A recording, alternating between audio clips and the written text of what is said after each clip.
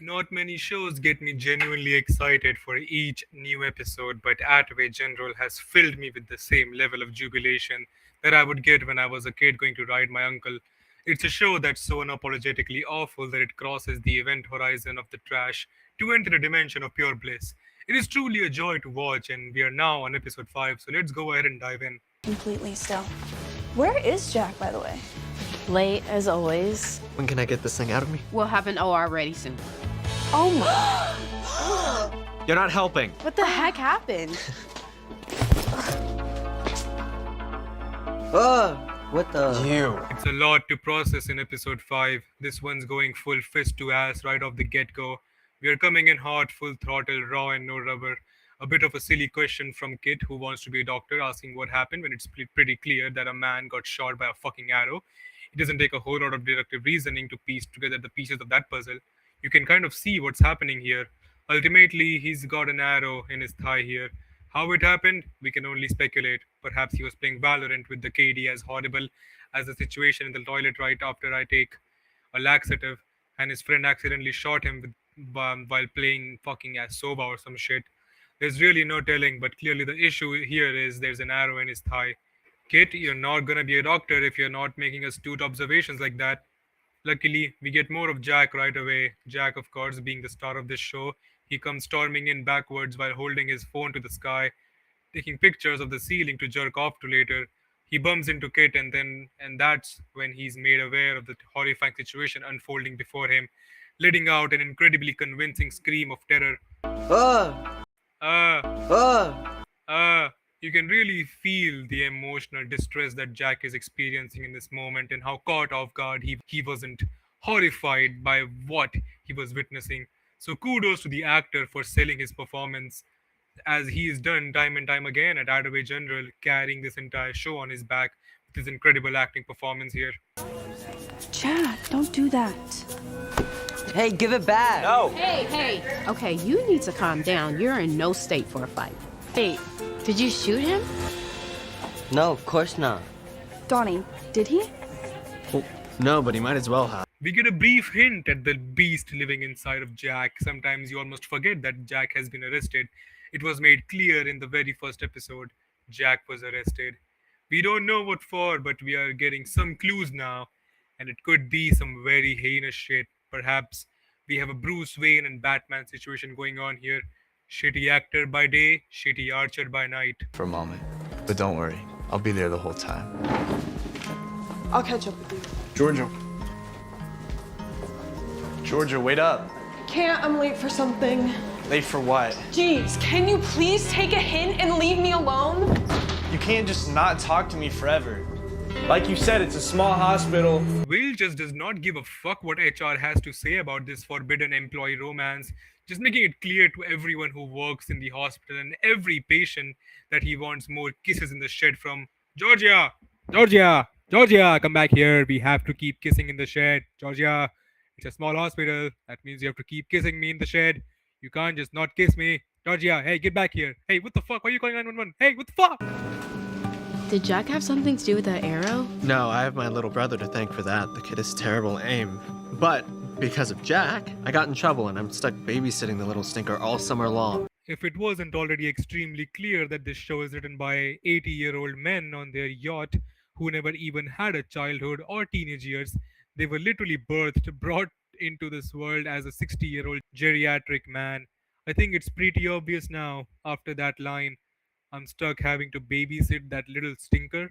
Who the fuck says that besides someone that's like 60 years old? But what did Jack do? You mean he never told you why he got community service? I'd rather not get into this.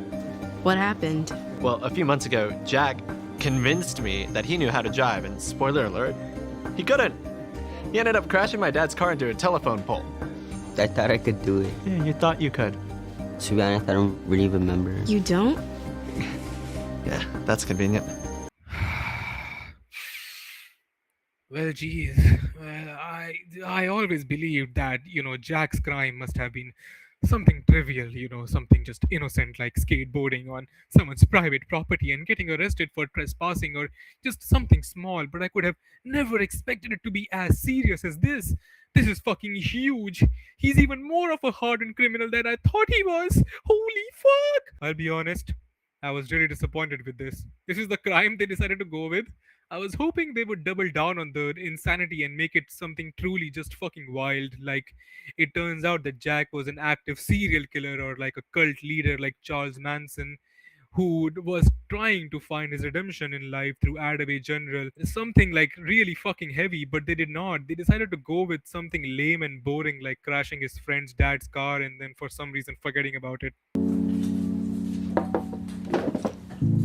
I got you flowers. Made you laugh. I was laughing at you. Has anyone seen the latest shipment of toy donations? Oh, they're in the shed. I can grab them. Georgia, would you just hear me out? No.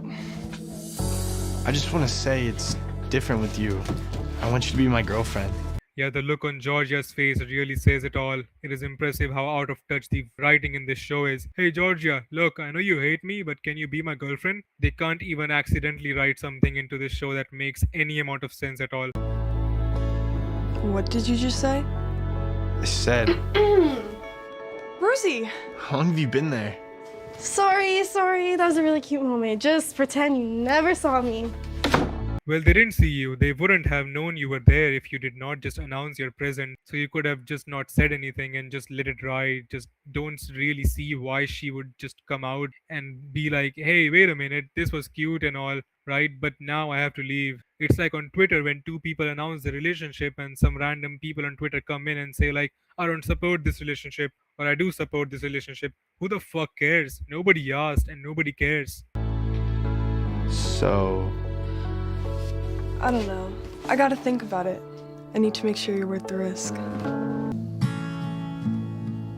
Can I help you with that? You've done enough. I have something for you. Pick the side of a biohazard bin. Listen, I know I messed up, but you're still my best friend. You were the first one to check up on me when I got my appendix taken out. Kinda cool, you got shot with an arrow.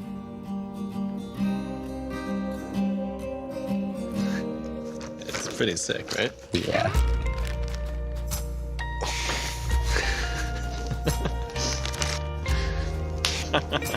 Nothing says hardcore cool guy quite like showing off the bloody arrow you got shot with at the bar.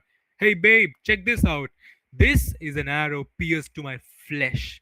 I was fighting 15 people on horseback, all shooting arrows at me, and I only got hit by one of them before I took out all 15. Kept it as a memento for that one guy who made me bleed. Hey, so anyways, do you want to get drinks back in my place? so do you know yet? No. So all it took was Will asking for her to be his girlfriend for her to completely forget that she absolutely fucking hates this guy. So in the span of about 30 seconds, she went from fucking hating this man to about to fall in love with this man. And unfortunately, they were a little too intimate because Dr. Henry caught wind, probably the last one at the entire hospital to not know that they were kissing in the shed. And Dr. Henry's over there looking like, hey, wait a minute. That's my daughter and that's my student. I'm about to have to invent an entirely new scientific breakthrough. Murder. Things for your future. You're at the top of the list for the scholarship next year. Thank you. Oh, but Will, I think it'd be best if you stayed away from Georgia. I wouldn't want anything to get in the way of our work together. Understood. See you tomorrow. Well, now we are in quite the fucking pickle here. Well, Will just asked Georgia to be his girlfriend and she was thinking about saying yes. But now that Dr. Henry has seen behind the curtains here and found this love that's been blooming in secret at the hospital, if you can call it a secret, considering they were doing everything shy of fucking doggy styling in the hallways of the hospital. But now that they have got, intimacy between them, he doesn't want that. So now he's putting the kibosh on that shit, otherwise Will might lose his scholarship. There's so much building right now. The drama is getting unreal at this point that I can't even imagine where they're going next. I'm excited for the next episode, and yeah, that's about it. See ya.